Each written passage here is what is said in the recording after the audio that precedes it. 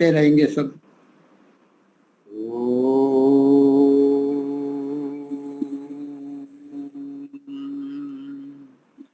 सहनावतु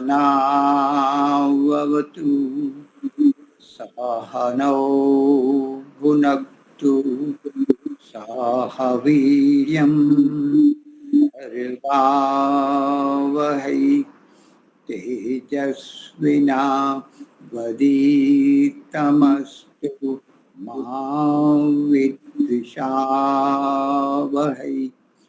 ओम शांति शांति शांति। सबको सादर नमस्ते जी। भानुबेन, आप लेना चाहते हो? आप लीजिए भजन, बाद में आचार्य जी को सुनते हैं।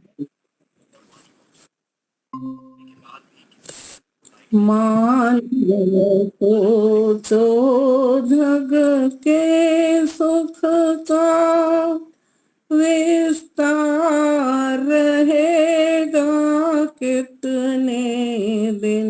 मानव सोचो जग के सुख का विस्तार रहेगा कितने दिन। यह मान रहेगा कितने दिन। सम्मान रहेगा कितने दिन।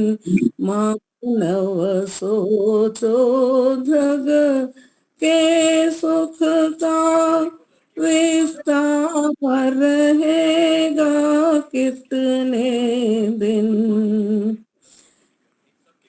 पत्नी हो या सुत भ्राता हो, जिनको अपना हम कहते हैं, उन पर अधिकार रहेगा कितने दिन। मानव सोचो जग के सुख का विस्तार रहेगा कितने दिन।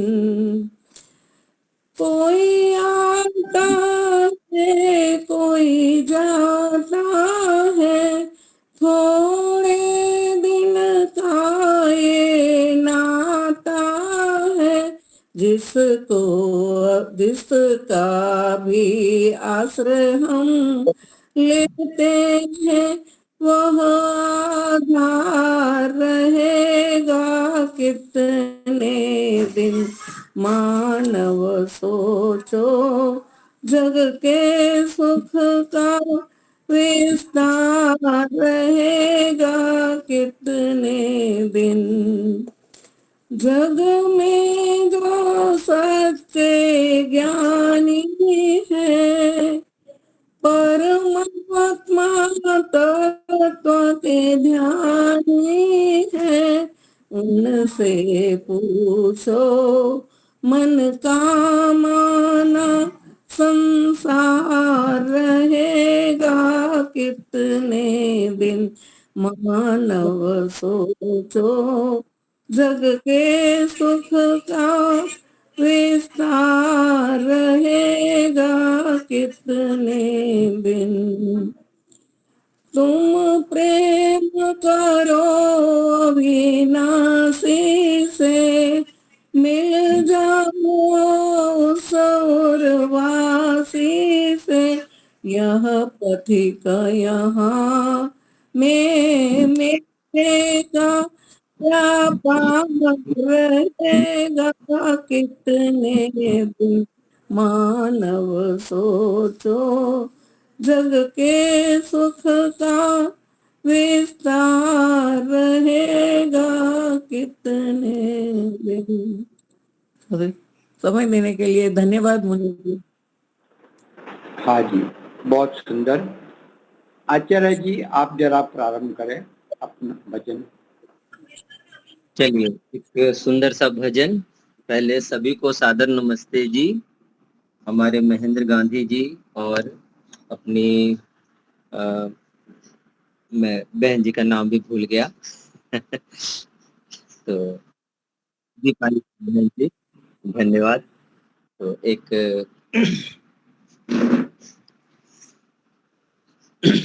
आई मैली चादर ओढ़ के कैसे द्वार तुम्हारे आऊं,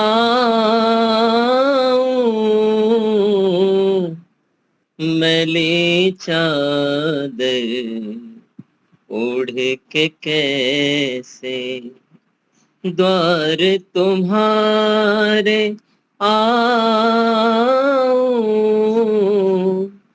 हे पावन परमेश्वर मेरे, मन ही मन शर्माऊं,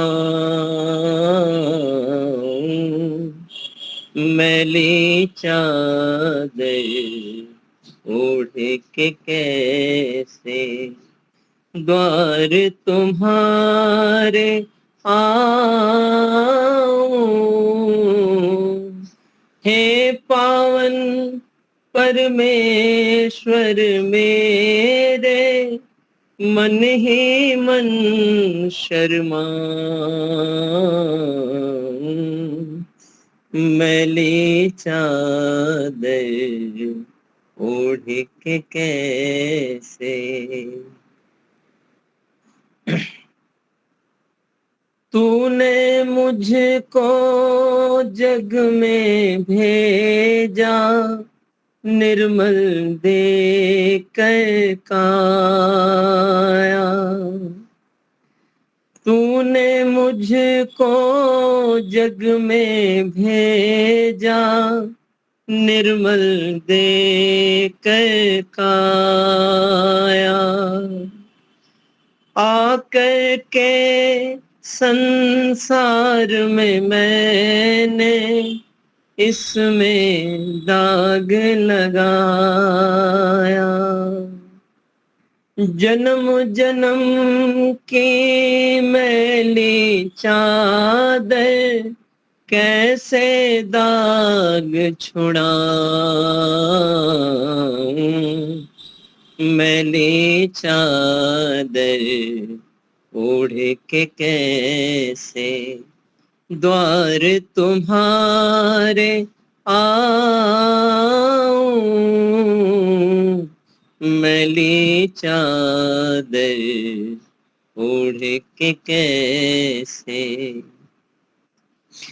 निर्मल वाणी पाकर तुझसे नाम न तेरा गाया, निर्मल वाणी पाकर तुझसे नाम न तेरा गाया,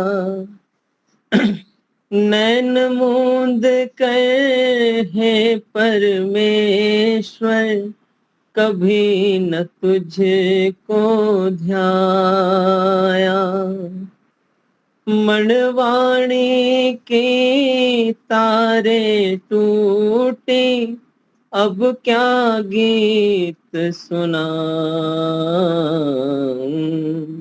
मैली चादर ओढ़ के कैसे द्वार तुम्हारे आऊं, मैली चादर ओढ़ के कैसे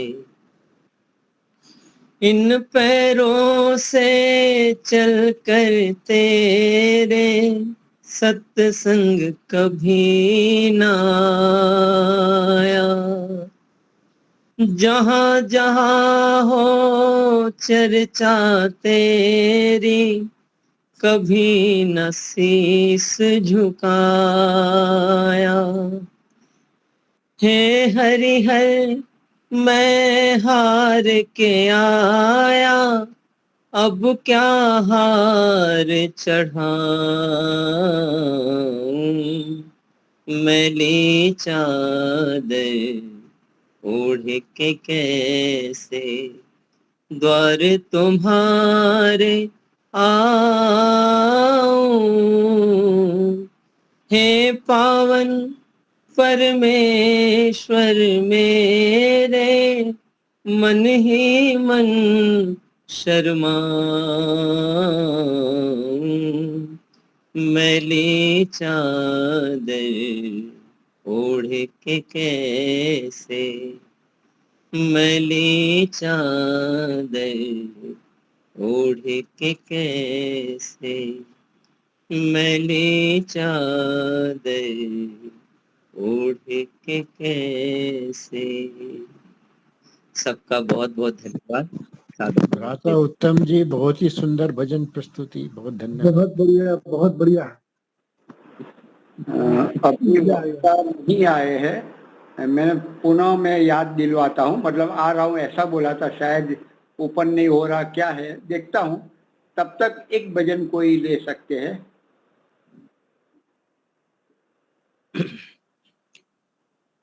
और नहीं तो फिर थोड़ी देर के लिए कोई प्रवचन कर सकते हैं। हाँ जब जरूर, तक आप तो प्रारंभ करिए, तब तक मैं, आप प्रारंभ करिए आप, बिल्कुल। तो सबसे पहले कि हम सभी साधक लोग साधना में किस लिए लगे हुए हैं। मूल उद्देश्य तो यही है कि अपने संस्कारों को ठीक करेंगे और आध्यात्म में अधिक से अधिक उन्नति करेंगे। अगला जन्म अच्छा से अच्छा श्रेष्ठ होगा तो हमें कम से कम समस्याओं का सामना करना पड़ेगा। भजन में पंक्तियां आई कि जन्म जन्म की मैली चादर कैसे दाग छुड़ाऊं। तो हमें कई बार ऐसा भी होता है, निराशा की स्थिति, कि इतना प्रयास करते हैं, इतना कुछ करते हैं, फिर भी ऐसा महसूस होता है कि बाकी लोग कम प्रयास कर रहे हैं या नहीं कर रहे हैं, वो ज्यादा सुखी हैं, और मैं इतना आध्यात्मिक हूँ, इतना सेवा भावी हूँ, इतना दूसरों का भला सोचने वाला हूँ, मेरे साथ ऐसा क्यों है, मैं क्यों दुखी हो जाता हूँ, मुझे लोग क्यों नहीं समझते, मेरे साथ मेरे जैसा व्यवहार क्यों नहीं करते।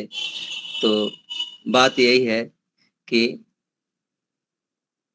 पता नहीं कब के कितने जन्मों के हमारे क्या क्या संस्कार, कैसे कैसे जन्म, कैसे कैसे कर्म हमारे पड़े हुए हैं। और जब जब वो विपाक होता है ना, तो जाति आयु भोग जो कहते हैं, तो भोग तो करना ही है, अवश्यमेव भोक्तव्यम कृतम कर्म शुभाशुभम। तो जब जब उन किए हुए कर्मों का विपाक होता है तो हमें दुख के रूप में, सुख के रूप में हमें भोगना ही पड़ता है। तो हमें निराश नहीं होना चाहिए, अपने कर्म में लगे रहें। जैसे प्रतिदिन का हमारा दिनचर्या है कि हमें रोज के रोज थोड़ा न थोड़ा अपना आध्यात्मिक उन्नति करते रहना है, अपनी यात्रा को जारी रखनी है, क्योंकि हमने जो किया है वो हमको अवश्य ही मिलेगा। ईश्वर इसमें न्यायकारी है, ईश्वर पूरी तरह से न्याय करेगा। और आत्मा का वैसे कुछ बिगड़ता नहीं है। सबसे पहले तो बात यही है कि हमको आत्मबोध हो जाए कि हाँ, मैं एक आत्मा हूँ, मैं एक आत्मा हूँ, इस शरीर में रहता हूँ, शरीर के भोगों को मुझे भोगना ही पड़ेगा, शरीर के साथ जैसा जैसा कर्म है वैसा वैसा मुझे मिलना ही है। तो अगर आत्मबोध हो जाए, सबसे बड़ी बात है कि आत्मबोध हो जाए, तो फिर कई तरह के कष्ट जो हैं हमारे कम हो जाएंगे। हम बिल्कुल इस भाव में आ जाएंगे कि चलो, हमें इस जन्म में नहीं तो अगले जन्म में, अगले जन्म में नहीं तो उसके अगले जन्म में धीरे धीरे हमारा उद्धार ही होता जाएगा। अब एक अच्छा सा मार्ग मिल गया है, यही एक रास्ता है। और कोई रास्ता है भी नहीं। इससे अधिक हम जितना बोलते हैं ना, नान्य पंथा विद्यते अनाय, ना अन्य पंथा, इसके अलावा कोई रास्ता भी नहीं है। तो हमको इसको पकड़ करके आज से शुरू किए तो जब अगर कोई रुका हुआ भी है तो भी उन्नति कर रहा है, चल रहा है तब तो उन्नति है ही। हाँ, जो संसार में स्थिति देख रहे हैं कि लोग उन्नति कर रहे हैं तो वो पीछे जा रहे हैं, उनकी उन्नति नहीं है, वो तो फिर लौटने वाले हैं। एक बड़ा सुंदर सा मुझे एकदम से याद आ गया कि स्वामी विवेकानंद जी कहते थे कि विवाह करना कितना उचित, कितना अच्छा। बोले कि जो विवाह करते हैं उनसे जरा सा देखो कि उनके 25-50 साल तो इसी गृहस्थियों में निकल गए। अब तब जाके होश आया कि नहीं, मुझे अपने लिए भी कुछ करना है। तो सबके लिए तो नहीं, पर अधिकांश के लिए क्या होता है कि एक अनुभव से गुजर जाते हैं कि नहीं, अब हमको आध्यात्म में उन्नति करनी है। इसलिए कि उन्होंने उसको एक नाम भी दिया, 2 बार का उम्र कैद। 2 बार का उम्र कैद। जैसे 20 वर्षा होता है तो 20 वर्षा को घटा के 16, तो 16 दूनी 32। अब 32 वर्ष के लिए व्यक्ति उसमें पैक हो गया, उन्हीं उलझनों में उलझा रहेगा, सुलझते फिर जब उसके वानप्रस्थ के का समय आ जाएगा तो फिर उसको ध्यान आएगा कि अरे, मुझे जिस लिए जन्म मिला था उसको भी तो करना है। तो फिर वो उधर की ओर अग्रसर होता है। तो अपने मुनि जी भी बताते हैं इस प्रकार हम अधिक से अधिक अपनी आध्यात्मिक उन्नति में लगे रहें, यही सबके लिए मेरा संदेश है। मेरे ख्याल से मैंने इतना ही आज के लिए। राम जी। आज हाँ, बहुत बढ़िया। आज के हमारे वक्ता ओमकार गिरी है, वो कुछ दूर के क्षेत्र में है, तो वो प्रयास कर रहा है कि मैं जुड़ जाऊं, लेकिन इंटरनेट नहीं चल रहा है। वो पुनः वो गूगल मीट डाउनलोड करके प्रयास कर रहा है। मेरे को आ जाना, 15 मिनट भी आए तो भी आपको मैं समझ दूंगा, ऐसा कहा है। और मैं कोई दूसरे के फोन पर आया, दूसरा कोई है ही नहीं, मैं किसको कहूँ कि चलो ठीक है। तो कोई एक विषय में ले लेता हूँ जो कि मैंने आगे कहा है, फिर भी पुनरावर्तन भी होगा तो भी कोई नुकसान नहीं है। नहीं अच्छा नहीं, ही कोई लगेगा। नुकसान नहीं। हम लोग उन्हीं बातों को बार बार सुनना चाहिए जिससे हमारा हाँ जी, अंतःकरण शुद्ध होता जाए। हाँ, बहुत बहुत बहुत स्वागत है आपका। आप आ गए, अच्छा लगा। हम आपको सुनना चाहते हैं। आवाज आपकी नहीं आ रही है। जहाँ माइक है यहाँ आप टच करिए, माइक है वहाँ टच करिए। हाँ हाँ हाँ, अब आ रही है आवाज? हाँ जी, आपकी आवाज आ रही है। आ रही है ना? हाँ जी। तो आज हमारे साथ ओमकार गिरी जी, जो अभी अभी ओमकारानंद गिरी। कुंभ मेला में अपना ये संन्यास चौथा आश्रम ग्रहण किया था, तो हम उनका स्वागत करते हैं ना। हमें 2 बार सुनने का लाभ मिला था और एक बार आकस्मिक हमने आज उनको याद किया और हमारा निवेदन तुरंत स्वीकार किया। आभार, धन्यवाद। तो आप अपना वक्तव्य 5 बजे तक लगभग आधा घंटा 35 मिनट। आधा घंटा? जी धन्यवाद। ठीक है जी। एक बार परमपिता परमेश्वर के निज नाम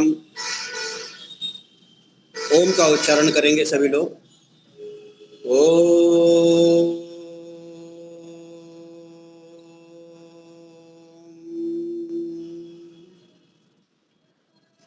परमपिता परमेश्वर की असीम अनुकंपा से आज मैं आपके बीच में उपस्थित हुआ हूँ, आदरणीय महेंद्र मुनि जी के अनुग्रह से। और महेंद्र मुनि जी का मैं बहुत बहुत धन्यवाद देता हूँ कि उन्होंने ऐसा एक मंच तैयार किया है जिससे कि वैदिक विद्वान जिनको अपनी बात रखने का एक मंच ऐसा है जिसमें अपनी बात रखने का उनको मौका मिल सके, और इसके अतिरिक्त वैदिक विचारधारा को परस्पर एक दूसरे से शेयर करें, एक दूसरे से साझा करें और उस वैदिक विचारधारा को अन्य लोगों को पहुंचाने का प्रयास करें, ताकि हमारा जो ये देश है इस अंधकार से विमुक्त हो सके, दूर हो सके। आज हमारा जो देश है वो बहुत ही विचित्र स्थिति में चल रहा है। अनेकों जगह हिंदुओं पर अत्याचार हो रहे हैं और निरंतर वो अत्याचार होते चले जा रहे हैं, लेकिन हम इसका प्रतिकार नहीं कर पा रहे हैं और हम अपनी ही उन मान्यताओं को पकड़े हुए हैं जिन मान्यताओं के कारण हमारे ऊपर में अत्याचार हो रहे हैं। एक बात ध्यान रखने वाली बात यह होती है कि जब भी कोई भी विचारधारा जब हमारे समाज में आती है और उस विचारधारा का यदि कोई परिणाम नहीं आता है तो ये आवश्यक हो जाता है कि उस विचारधारा को परिवर्तन किया जाए, चेंज किया जाए। 1000 वर्षों से लगभग 7वीं शताब्दी से सतत हमारे देश में विदेशी आक्रमण होते चले आ रहे हैं और हिंदुओं पर एक तरफा अत्याचार हो रहे हैं। लेकिन इन हजारों वर्षों में, इन 1000 वर्षों में आज तक हम इस बात को नहीं समझ पाए कि अत्याचार हमारे ऊपर क्यों हो रहे हैं, और दूसरी बात, यदि अत्याचार हो भी रहे हैं तो उसका प्रतिकार हम क्यों नहीं कर रहे हैं। आज भी आप देखिए बंगाल में जो मुर्शिदाबाद जो है, मुर्शिदाबाद में 180 परिवारों को विस्थापित कर दिया गया जबरदस्ती, और उस विस्थापन के बाद भी कोई किसी प्रकार की कोई प्रतिक्रिया नहीं आई। सभी जितने भी सनातनी हिंदू हैं वो सिर्फ यही सोच रहे हैं कि क्या करेंगे, हम क्या कर सकते हैं, वो तो बंगाल है। उसके पहले भी तो दिल्ली में सामूहिक नरसंहार हुआ था, उसके पहले, उसके बाद में संभल में नरसंहार हुआ और ये अभी पहलगाम में नरसंहार हुआ। इस प्रकार से अब देख रहे हैं कि हर साल हिंदुओं का किसी न किसी, पूरे देश में किसी न किसी जगह पे नरसंहार हो रहा है। ये नरसंहार ही कहेंगे हम। हमारी जो राजनीतिक पार्टियां हैं, हमारे जो हिंदू हैं, वो कह रहे हैं कि आतंकवादी हमला है, जबकि आतंकवादी हमला नहीं है, ये एक प्रकार से नरसंहार है हिंदुओं का, और हम इस बात को नहीं समझ पा रहे। तो इसका मतलब ये है, और ना ही इसका प्रतिरोध हम कर पा रहे हैं। देखो नागपुर में जो घटना घटी, उस समय एक फिल्म आई थी छावा। उस फिल्म में पहले तो आरएसएस और ये बजरंग दल के कार्यकर्ताओं ने खूब जय भवानी, जय शिवाजी और ऐसे ऐसे बड़े नारे लगाए, जय पता नहीं कौन कौन से नारे लगा करके लोगों को उकसाया। और उसके बाद में जब आक्रमण हुए, उनके 100-200 मुसलमान आए और उन्होंने एक तरफा उनकी हिंदुओं की संपत्ति को नुकसान किया। उसके बाद में, और जबकि आरएसएस का गढ़ भी वहीं पर है, नागपुर में ही, उसके बाद में वो आरएसएस के कार्यकर्ता कहाँ चले गए। आपके अंदर यदि प्रतिकार करने की क्षमता नहीं है तो आप लोगों को क्यों उकसाते हो? या तो प्रतिकार करने की क्षमता होनी चाहिए। उन्होंने यदि हमारे हिंदुओं की गाड़ियां जलाई, उनको मारा पीटा, उनके घर बर्बाद किए, उनके घरों के शीशे तोड़ दिए, तो आप भी करते जा करके। लेकिन आपने तो हुटिंग करके फिर चल दिए, और उसके बाद में भुगतान किसको करना पड़ा? हिंदुओं को करना पड़ा, और आपने तो कुछ नहीं किया। तो इसका मतलब ये है कि आप धर्म की रक्षा करना ही नहीं चाहते। धर्म की रक्षा तो हिंसा से ही हो सकती है ना। देखिए, एक बात याद रखने वाली बात है, जो शास्त्र होते हैं वो धर्म को बढ़ाते हैं, विस्तृत करते हैं, आगे लेके जाते हैं, लेकिन जो हिंसा होती है वो धर्म की रक्षा करती है। शास्त्र कभी भी धर्म की रक्षा नहीं कर सकता है। युद्ध ही धर्म की रक्षा करता है। शास्त्र तो जो ज्ञान विज्ञान है वो तो धर्म को आगे बढ़ाता है, लेकिन यहाँ पे क्या करते हैं, धर्मो रक्षति रक्षिता, धर्म ही धर्म की रक्षा करता है। और वो उम्मीद कर लेते हैं कि कोई महापुरुष आएगा वो हमारी रक्षा कर लेगा, कोई ऐसा कोई व्यक्तित्व आएगा जो हमारी रक्षा करेगा, और हम ये उम्मीद में बैठे हुए हैं। लेकिन ऐसा कभी नहीं हो रहा। 1000 सालों से हिंदुओं का निरंतर नरसंहार होता चला आ रहा है, लेकिन हम सोए पड़े हुए हैं। तो इसका कारण यही है कि हम अपनी पिछली गलतियों से उसको विचार नहीं रहे हैं, पिछली गलतियों से हम सबक नहीं ले रहे हैं। यदि पिछली गलतियों से हम सबक लेते हैं कि पिछली हमारे पूर्वजों ने जो गलतियां की, आज जो राजनीतिक पार्टियां आदि जो गलतियां हो रही है जो हमसे, आज जो हमारी मान्यताएं हैं वही तो मान्यताएं पहले भी थी। तो उन मान्यताओं को अब बदलने की आवश्यकता है। जब 1000 सालों में कोई रिजल्ट नहीं आया उन मान्यताओं से, तो आज भी रिजल्ट नहीं आ रहा है उसका, तो फिर उनको बदलो। ये संसार का नियम है। लेकिन आप बदलना भी नहीं चाहते हो और फिर कहते हो आपकी रक्षा भी हो जाए, तो कैसे हो सकती है? आप अपनी मान्यताओं को बदलो। 1300-1400 वर्षों से लगभग ये मूर्ति पूजा का जो कॉन्सेप्ट है वो आया, आदि गुरु शंकराचार्य और उनके शिष्यों के द्वारा ये आया। उसके बाद में बड़े बड़े पंथ, अनेकों पंथ स्थापित हुए और उन पंथों ने भी वही काम किया, चाहे आदि गुरु शंकराचार्य का हो, उसके बाद में अद्वैत का सिद्धांत आया माधवाचार्य का, फिर उसके बाद में विशिष्ट अद्वैत का सिद्धांत आया, फिर ये उसके बाद में अनेकों गुरु उत्पन्न होते चले गए। रामानंदी संप्रदाय उत्पन्न हुआ, वैष्णव हुए, शैव हुए, अनेकों प्रकार के संप्रदाय इकट्ठे होते चले गए और बिखरते चले गए, लेकिन सबका कॉन्सेप्ट एक ही रहा, अवतारवाद और उन अवतारों की पूजा। अब उन अवतारवादों का जितना भी अवतार की जो परिकल्पना है इसका कोई रिजल्ट नहीं आया अभी तक। यदि ऐसा होता तो रिजल्ट आना चाहिए था।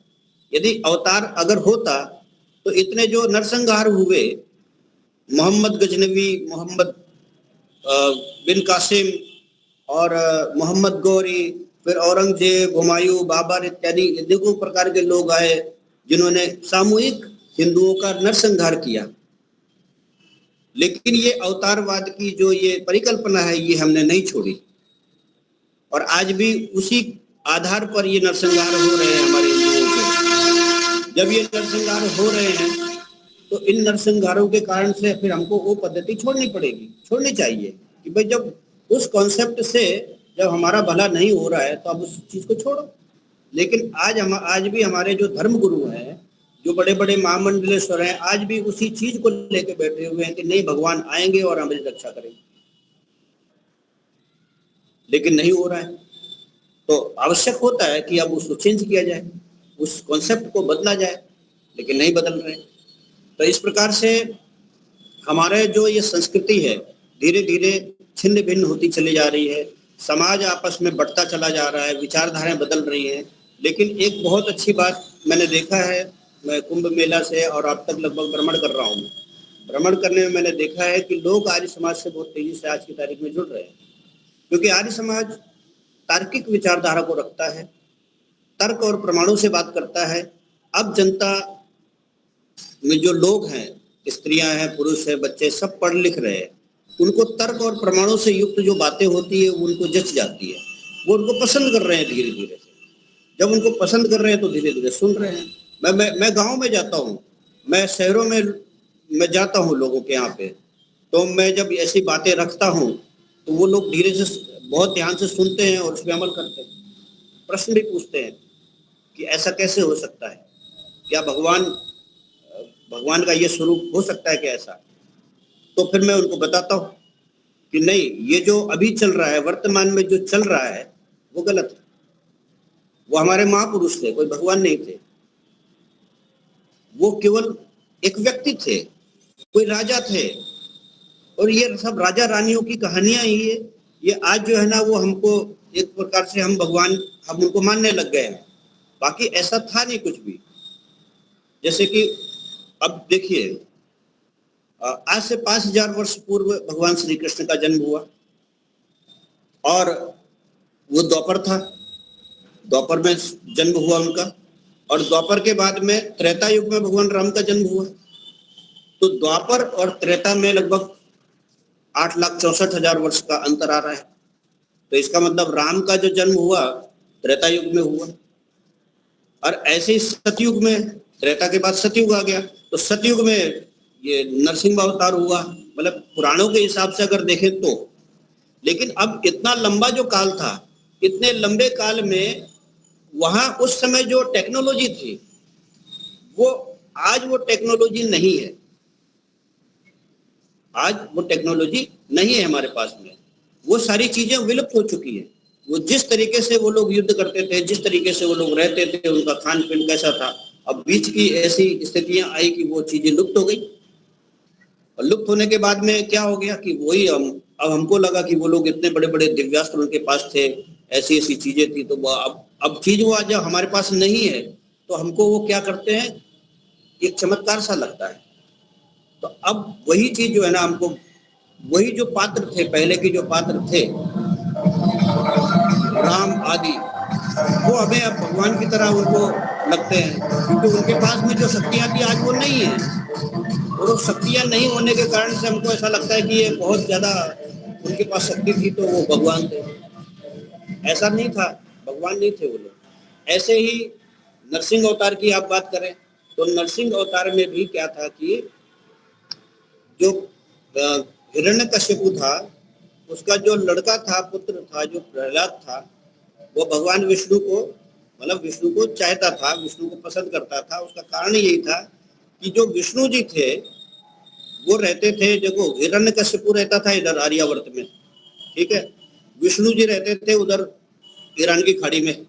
वहां उन्होंने समुद्र में जो ना अपना वो बना रखा था, महल बना रखा था, और वहां का जो वैभव था वो इतना ज्यादा अद्भुत था कि वहां से जब लोग यहाँ पे आर्यावर्त में आते थे तो वो वहां की कहानियां सुनाया करते थे। तो प्रहलाद ने उस चीज को पकड़ा। अब वो प्रहलाद बोलता था कि मैं भी वहीं पे जाऊंगा तो देखूंगा, तो वो विष्णु की भक्ति करने लग गया, उसको पसंद करने लग गया। हिरण्यकश्यपु को ये पसंद नहीं आया, है ना।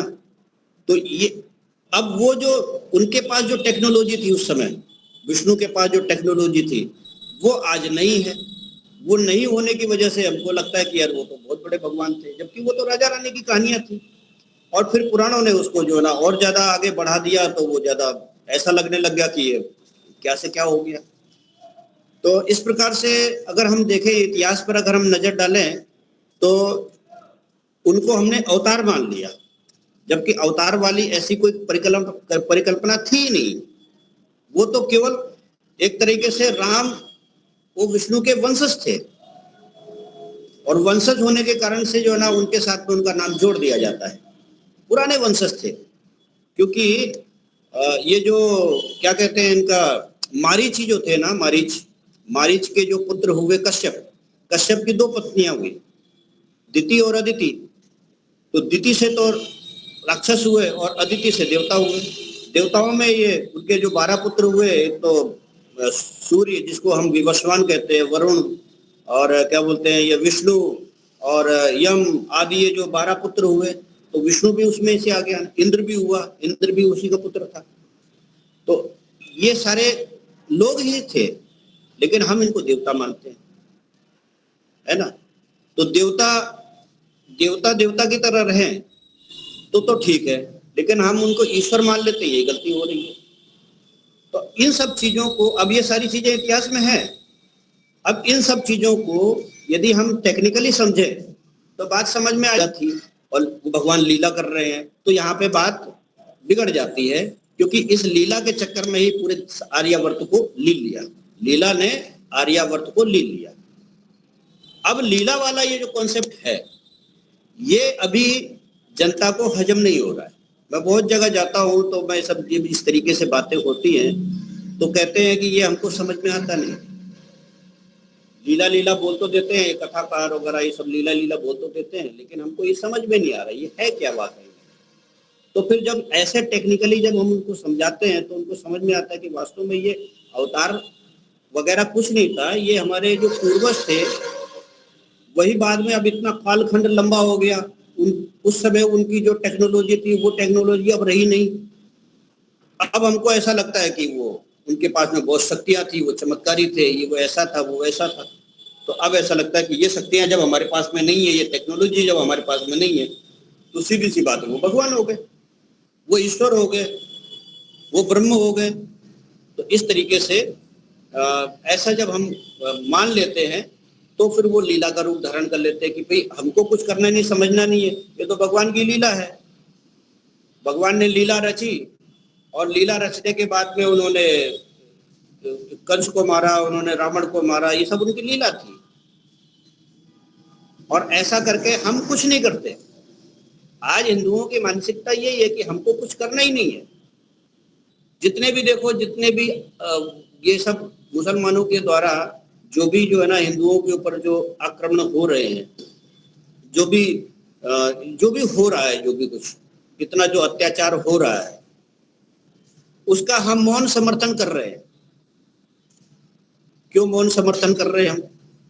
क्योंकि हमको यही विश्वास में लाया जा रहा है, यही कथाकारों के द्वारा, ये बड़े बड़े धर्म गुरुओं के द्वारा हमें सिर्फ यही बताया जा रहा है कि भगवान आएंगे, अवतार लेंगे और वो हमारी रक्षा करेंगे। जबकि हजारों सालों से ऐसा कुछ नहीं हुआ। कितने ब्राह्मणों का कत्लेआम हुआ, कितने क्षत्रियों का कत्लेआम हुआ, पूरी जनता का मतलब किस प्रकार से कत्लेआम हुआ। ऐसा एक रेशु बताते हैं कि पूरे 1000 वर्षों में हिंदुओं का जो कत्ल हुआ उसका अगर पर डे के हिसाब से अगर कैलकुलेशन किया जाए तो पर डे 300 हिंदुओं का कत्ल, ये रेशो आ रहा है। पर डे 300 हिंदुओं का कत्ल हुआ पर डे 1000 सालों से अब तक, और फिर भी भगवान नहीं आए।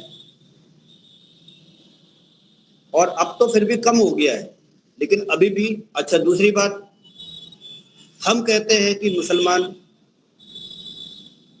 के साथ भाईचारा रखो, और मुसलमान ऐसे नहीं होते, सारे मुसलमान ऐसे नहीं होते।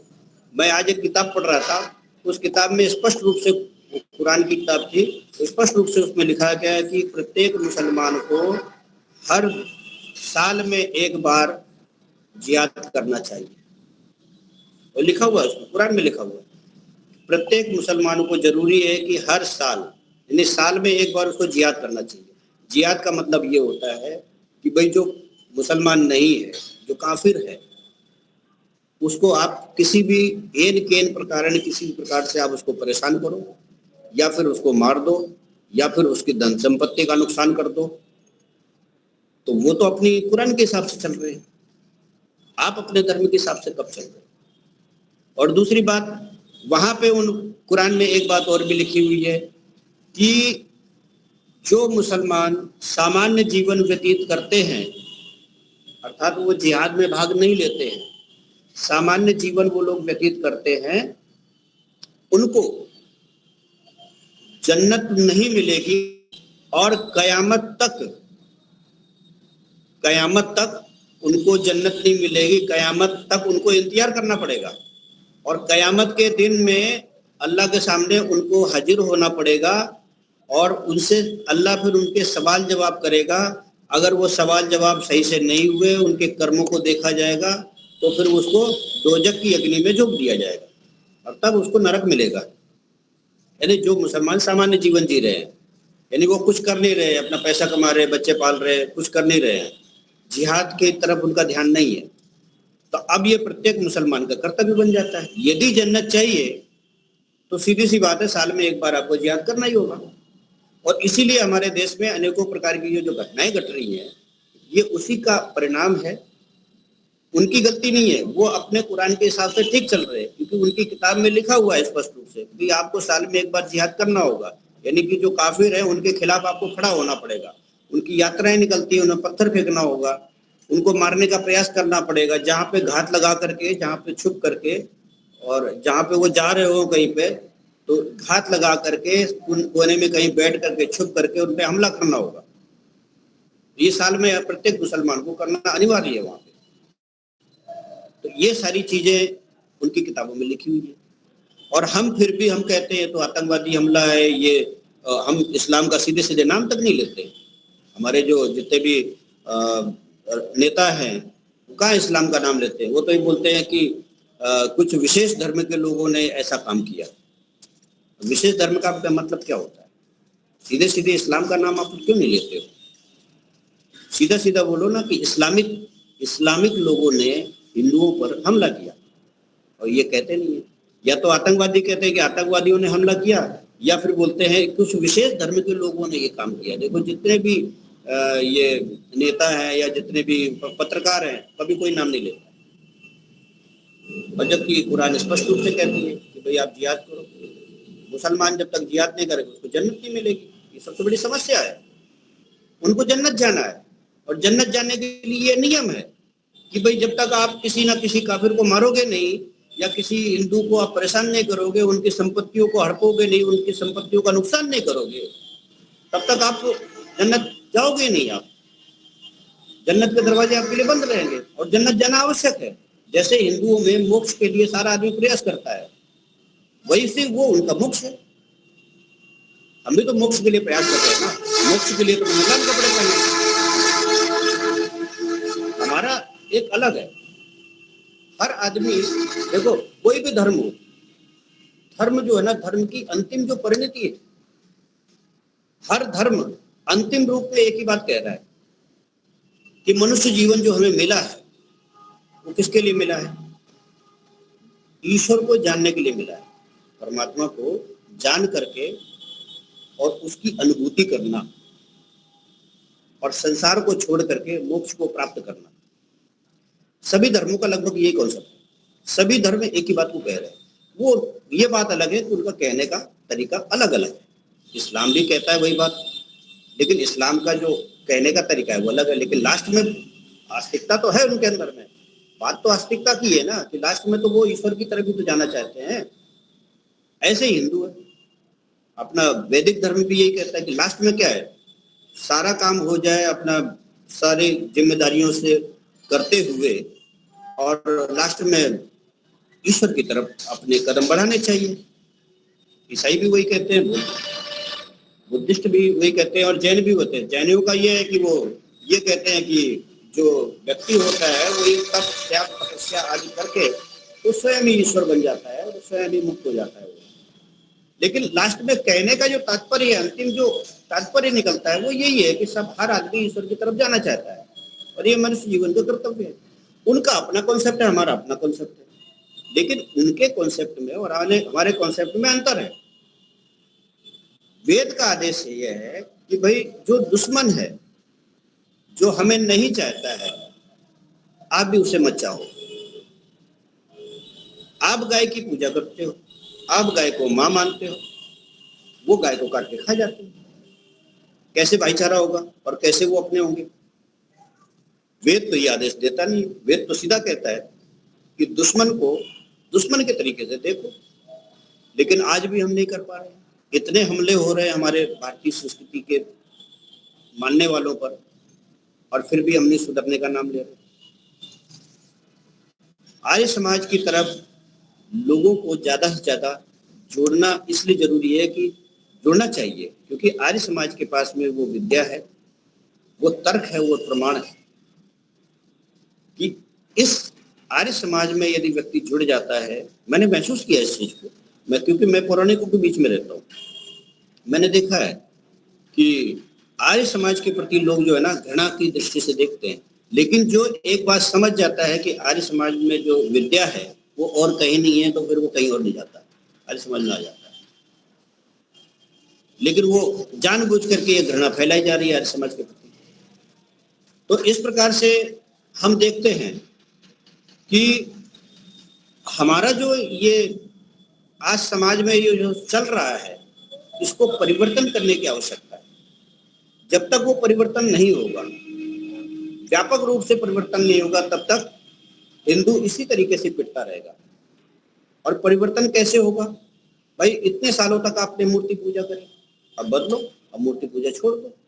क्योंकि महर्षि दयानंद सरस्वती ने स्पष्ट रूप से कहा है कि जब तक मूर्ति पूजा रहेगी तब तक हिंदू इसी तरीके से परेशान होता रहेगा, इसी तरीके से वो मार खाता रहेगा। तो अब जरूरत है तो चेंज करो, परिवर्तन करो, मूर्ति पूजा को हटाओ, निराकार ब्रह्म की उपासना करो। लेकिन वो लोग मानने को तैयार नहीं है। लेकिन सबसे अच्छी बात यह है कि लोग अब धीरे धीरे सुधर रहे हैं, लोग धीरे धीरे। लेकिन अब जरूरत है कि उस तरफ अब हमारे पास में विद्वान कम है, संख्या बल कम है, वहां तक हर आदमी पहुंच नहीं पा रहा है।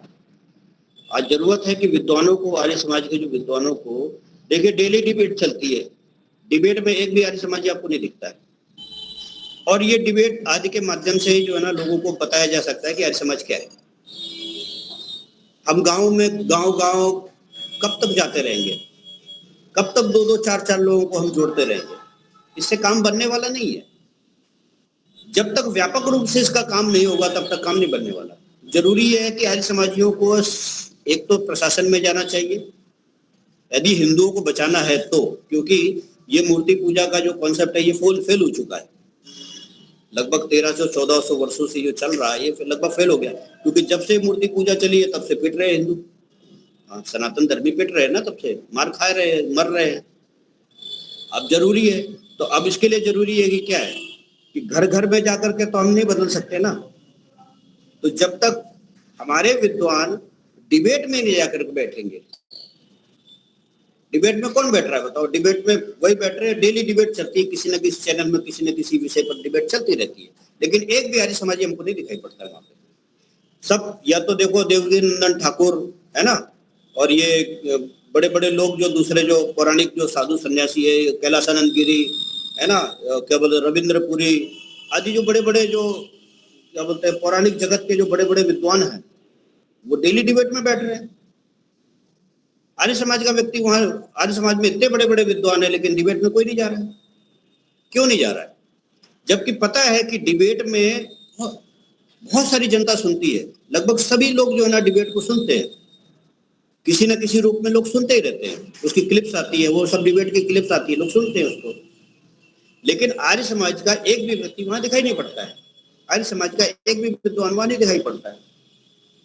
तो कैसे आर्य समाज का विस्तार होगा और कैसे इस संस्कृति को बचाया जा सकता है? मैं मुंबई गया था, मुंबई में ये आए थे क्या बोलते हैं, वो जो कार्यक्रम था, बहुत बड़ा जो कार्यक्रम था, 150वीं जयंती का जो कार्यक्रम था मुंबई में, तो वहां पे जो इंडिया टीवी के जो वो एंकर हैं, जो उसके अध्यक्ष हैं माननीय रजत शर्मा जी, रजत शर्मा जी आए थे। रजत शर्मा जी ने स्पष्ट रूप से कहा था कि आर्य समाज एक ऐसा मंच है, आर्य समाज एक ऐसी संस्था है, यही संसार को बचा सकती है, यही हिंदुओं को बचा सकती है, बोला था।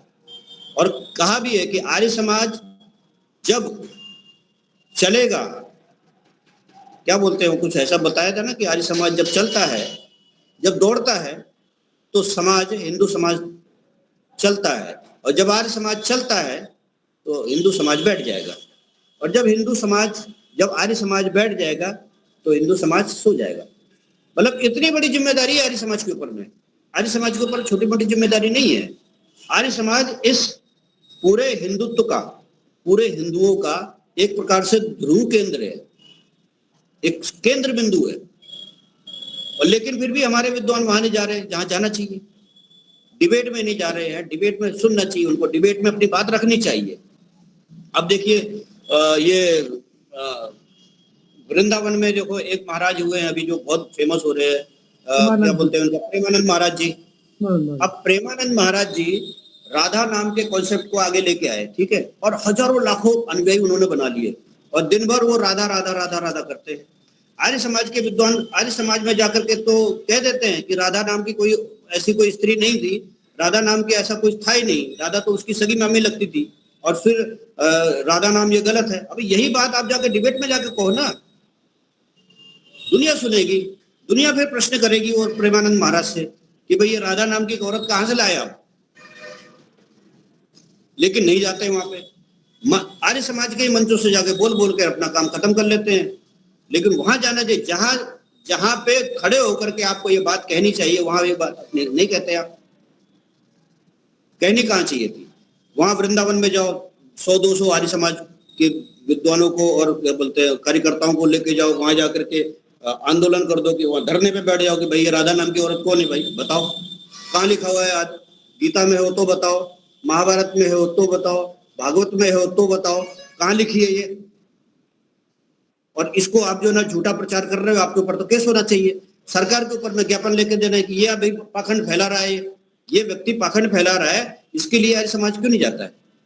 वैसे वैसे पाखंड का तो खूब खंडन करते रहते हो, लेकिन जो व्यक्ति पाखंड फैला रहा है उसके खिलाफ अभी वो व्यक्ति जिंदा है ना, अभी तो मरा तो नहीं ना वो, तो उस जिंदे व्यक्ति के पास में जाकर खड़े हो जाना चाहिए। 4-5 लोग जाकर के खड़े हो जाएं, बड़े बड़े विद्वान, शास्त्रार्थ करो। और शास्त्रार्थ अगर नहीं कर सकते तो बंद करो अपनी ये दुकान। लेकिन हम पाखंड को फैलने नहीं देंगे, चाहे कुछ भी हो जाए। ऐसा हमारे आर्य समाज में ऐसा कोई विद्वान है क्या आज की तारीख में जो ऐसी कहने की हिम्मत रख सकता हो ऐसे लोगों के सामने जाकर के? लेकिन नहीं है। और फिर हम कहते हैं आर्य समाज धीरे धीरे पतन की ओर जा रहा है। कैसे? जब आप काम ही नहीं कर रहे हो तो पतन की ओर जाएगा ही ना, है ना? बड़े बड़े विद्वान हैं, वो सब अपने अपने काम में लगे हुए हैं। तो कहने का मतलब ये है कि आज बहुत जरूरत है कि जिस गति से आजादी के पहले और आजादी के समय हमारे पूर्वजों ने, अर्थात आर्य समाज के जो विद्वान थे वो हमारे पूर्वज ही थे ना, उन पूर्वजों ने जितनी मुस्तैदी से काम किया था, अपनी जान को जोखिम में डाल के जो काम किया था, आज उसी की तो हम खा रहे हैं। आज जो हम खा रहे हैं ना, उन्हीं की तो खा रहे हैं। हम क्या कर रहे हैं? हम तो कुछ भी नहीं कर रहे अभी आज की तारीख में। तो वही जरूरत है आज की तारीख में, वैसा ही स्थिति के लिए जरूरत है, वैसी ही स्थिति में आज हमको प्रचार प्रसार की जरूरत है। और तब कहीं जाकर के आर्य समाज लोगों को बचा सकता है, क्योंकि आर्य समाज इस हिंदू समाज का ध्रुव है, वो केंद्र बिंदु है, वहीं से विद्या प्रकाशित होती है, सच्चा ज्ञान वहीं से प्रकाशित होता है, बाकी जगह तो पाखंड फैला हुआ है। तो फर्ज हमारा बनता है, हमारा कर्तव्य बनता है कि उस जहां जहां से पाखंड प्रचारित हो रहा है, देखो पाखंड की 2 ही जगह है हमारे देश में, एक है वृंदावन मथुरा और दूसरा काशी। यहीं से पूरा पाखंड रिलीज होता है। जो भी नया भगवान बनता है यहीं से बनता है, यही इसका रिलीज का जो केंद्र है ना, यही है, ये 2 जगह है। नया कोई भी कॉन्सेप्ट आता है इन लोगों में, वो यहीं से रिलीज होता है, या तो मथुरा या वृंदावन से रिलीज होगा वो, या फिर काशी से रिलीज होगा। और यहीं पे महर्षि दयानंद सरस्वती ने भी यही सबसे ज्यादा जो है ना, इसका सबसे ज्यादा इन्हीं पे फोकस किया था, इन्हीं 2 शहरों में फोकस किया था, इसीलिए जो ना उनको इतनी सफलता मिल पाई। दूसरी जगह अगर ये करते तो इतनी सफलता महर्षि दयानंद सरस्वती को ना मिल पाती। इसलिए काशी और मथुरा 2 को पकड़ा था उन्होंने सबसे। उनको पता था कि ये पाखंड के ये केंद्र है दोनों शहर। लेकिन हम कब गए बताओ? कब हम काशी गए? कब हमारे विद्वान मथुरा और वृंदावन में डेरा डाले? नहीं डाले। तो और फिर हम कहते हैं कि आर्य समाज धीरे धीरे पतन की ओर जा रहा है, आर्य समाज में लोग जुड़ नहीं रहे। तो कर्तव्य बनता है, देखो हम छोटे मोटे विद्वान हैं, ठीक है ना, जो बड़े विद्वान हैं हम तो उनका अनुकरण करेंगे। अगर वो एक बार हिम्मत दिखाएंगे तो हम भी पीछे पीछे जाएंगे ना, हिम्मत क्यों नहीं दिखाएंगे? हमारे जैसे लोग भी, हमारे जैसे छोटे मोटे जो विद्वान है वो भी जाएंगे, वो भी कहीं ना कहीं आंदोलन करेंगे, हमको शक्ति मिलेगी। लेकिन जब बड़े लोग ही नहीं कर रहे तो हमको कहां से शक्ति मिलेगी? हम कैसे प्रयास करेंगे, है ना? जिनके पास में शक्ति है, सामर्थ्य है, पैसा है, रुतबा है ना, और बड़ी ऊंची पहुंच है, वो लोग इस काम को कर सकते हैं। क्यों? उनके पास में प्रोटेक्शन के लिए उनके पास में सारी चीजें मौजूद हैं। हम जैसे लोगों के पास में नहीं है, इतनी साधन सुविधाएं नहीं है, तो उनको जाना चाहिए। केवल आर्य समाज के मंचों से केवल प्रवचन दे करके इतिश्री लोग कर लेते हैं कि भाई ठीक है, वो लोगों ने मान लिया हम बहुत बड़े विद्वान है और हमने इसका खंडन कर दिया, उसका खंडन कर दिया। आपस में खंडन करके उसका क्या फायदा? उसका कोई औचित्य नहीं निकलता है, क्योंकि आपने किसके सामने बोला कुछ भी? उनके सामने बोला, उसको पहले से ही पता है, उसको पहले से ही पता है अवतारवाद क्या है, उसको पहले से पता है मूर्ति पूजा के दोष क्या है। आप उन्हीं के सामने तो अपनी बात रख रहे हो जिसको पहले से ही पता है। आप उनके सामने रखो ना जो उसकी उस पाखंड को बढ़ावा दे रहे हैं, तब कहीं जाकर के वो मीडिया में आएगा। मीडिया में आएगा तो लोग सुनेंगे, देखेंगे, फिर वो आर्य समाज का नाम सामने आएगा। फिर आर्य समाज का नाम सामने आएगा तो सीधी सी बात है, जब आर्य समाज का नाम सामने आएगा तो सत्या प्रकाश सामने आएगी। फिर लोग सत्या प्रकाश को पढ़ेंगे, और पढ़ेंगे तो फिर बदलेंगे। लेकिन ये तभी हो सकता है जब हम मीडिया में आएंगे। बगैर मीडिया के आर्य समाज आगे बढ़ेगा नहीं, सब किसी देख पाए। तो इस प्रकार से आपने मुझे समय दिया, मैंने अपनी बात रखी। वैसे ये अध्यात्म से थोड़ा सा अलग था और ये मेरा विषय भी नहीं है, लेकिन फिर भी मैं ये जो घटनाएं हो रही हैं मुर्शिदाबाद और ये पहलगाम आदि की जो घटनाएं घटी, इससे क्षुब्धता तो होती है, इससे तकलीफ होती है, और ये बोलना चाहिए, चाहे वो योगाभ्यासी हो, चाहे वो राजनीतिक विषय में बोलने वाला हो, चाहे वो सामाजिक स्तर पर बोलने वाला व्यक्ति हो, उसको अवश्य बोलना चाहिए और जरूरी है। क्योंकि आज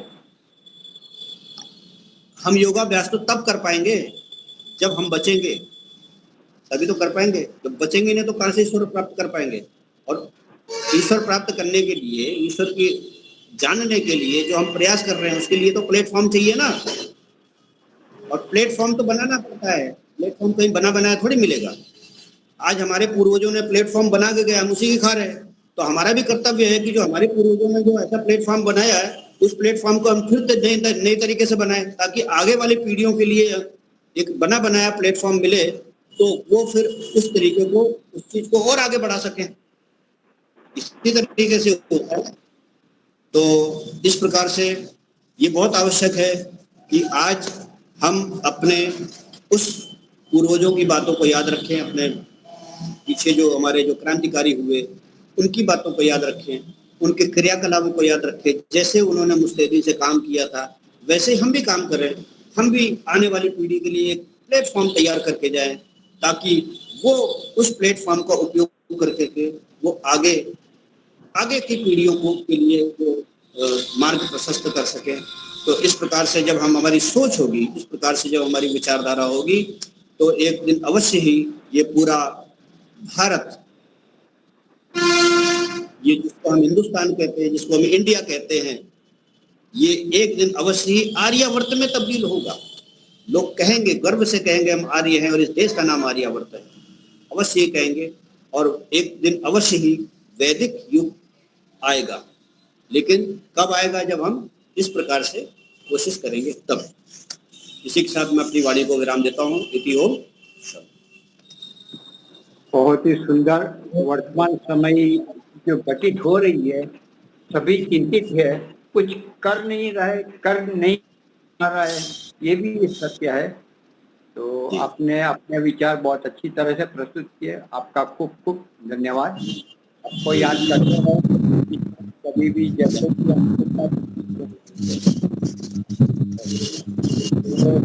पाठ के लिए हमारे इलाहाबाद को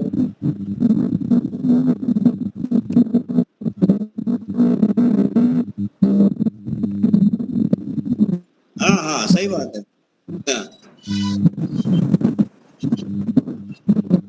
हाँ, हम नागा ही है। मैं नागा साधु हूँ। मैं तो अभी अखाड़े में सबको जगाता रहता हूँ, जो मिल जाता है उसको जगाने की कोशिश करता हूँ। शांति पाठ के लिए। हाँ जी, बोलिए। आवाज आ रही है? आवाज आ रही है। बहुत ही ओम शांतिरंतरिक्षं शांति पृथ्वी शांतिरापः शांति वनस्पतयः शांति पुष्पे देवाः शांति शांति सर्वं शांति शांतिरेव शांति। ओम शांति शांति शांति। सर्वेभ्यो नमः। घोष सभी को सादर नमस्ते जी। बहुत बहुत धन्यवाद, बहुत बहुत आभार स्वामी जी आपका। घोष जय घोष आप करवाइए। जो बोला सो अब है। वैदिक मर्यादा पुरुषोत्तम भगवान राम की जय हो। राज भगवान कृष्ण की जय हो। गुरु बिरजानंद की जय हो। युग प्रवर्तक महर्षि दयानंद सरस्वती की जय हो। स्वामी सुखानंद की जय हो। भारत माता की जय हो। गौ माता की रक्षा करते हैं। देश के अमर शहीदों की जय हो। देश की ज्योति जलती रहेगी, ओम का झंडा ऊंचा रहेगा, हर समाज अमर रहेगा, सत्यार्थ प्रकाश घर घर पहुँचे। ध्वनि ओम।